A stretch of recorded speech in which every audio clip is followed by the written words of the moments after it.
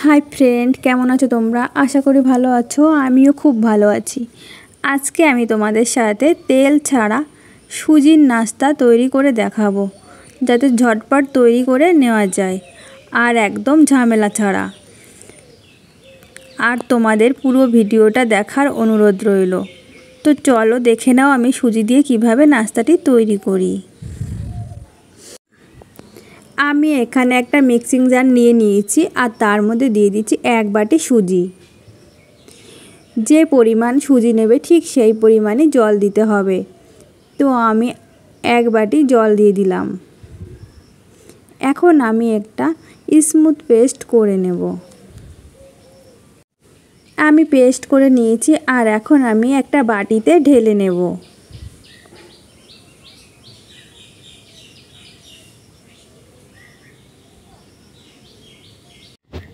आमी ढेले निয়েছি और आमी मिक्सिंग जारटा धुए निয়েছিলাম ওই একই বাটির হাফ বাটি জল দিয়ে আমি ধুয়ে নিয়েছি। আর এখন আমি দিয়ে দিচ্ছি 1 চামচ মতো চিনি। এই চিনির পরিমাণটা তোমরা বাড়িয়ে কমিয়ে নিতে পারো।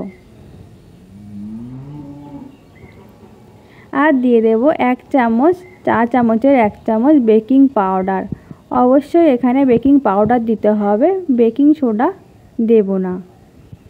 तो আমি सब किछु भालो करे मिशिए निচ্ছি और এটা আমি কিছুক্ষণ রেস্টে রেখে দেব।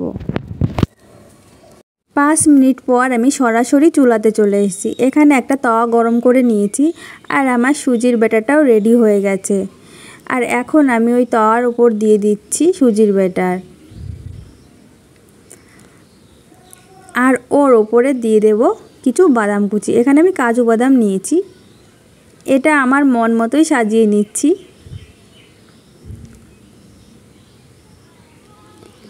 আর দিয়ে দেব গুঁড়ো দুধ ওপর থেকে ছিটিয়ে দিচ্ছি আর এটা আমি ঢাকা দিয়ে কিছুক্ষণের জন্য হতে দেব। আমি 1 মিনিট মতো ঢাকা দিয়ে নিয়েছিলাম আর এখন আমি উল্টে দেব। দিয়ে আমি আরও 1 মিনিটের জন্য ঢেকে দেব। 1 মিনিট পর ঢাকনা খুলে দেখে নিচ্ছি। আমি উল্টে দিচ্ছি আর এখন আমি তুলে নেব।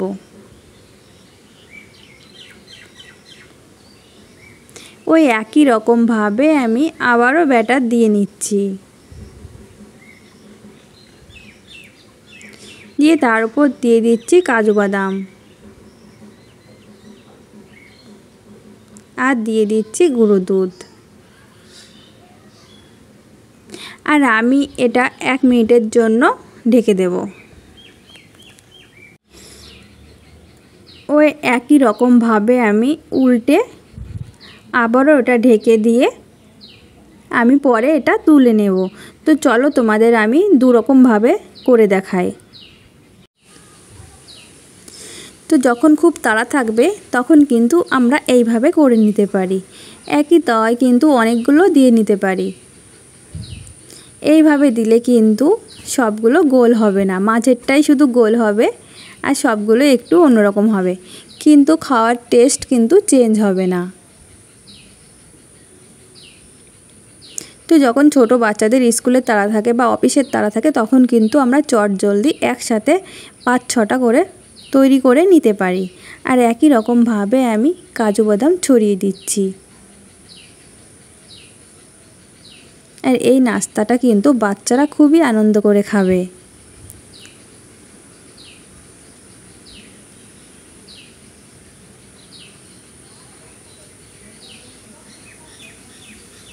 আর এখন এটা আমি ঢেকে দিয়ে হতে দেব 1 মিনিটের জন্য।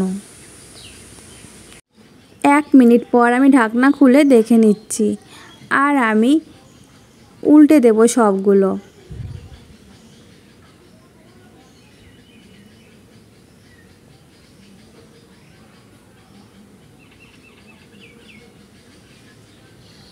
আমি একই রকম ভাবে 1 মিনিটের জন্য ঢেকে দেব, তারপর আমি তুলে নেব।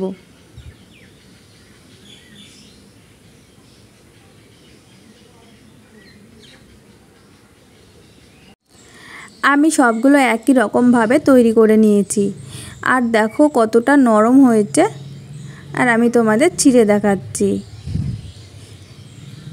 তো বন্ধুরা, তোমাদের কাছে আমার এই নাস্তার রেসিপিটা কেমন লেগেছে অবশ্যই কিন্তু কমেন্ট করে জানিও।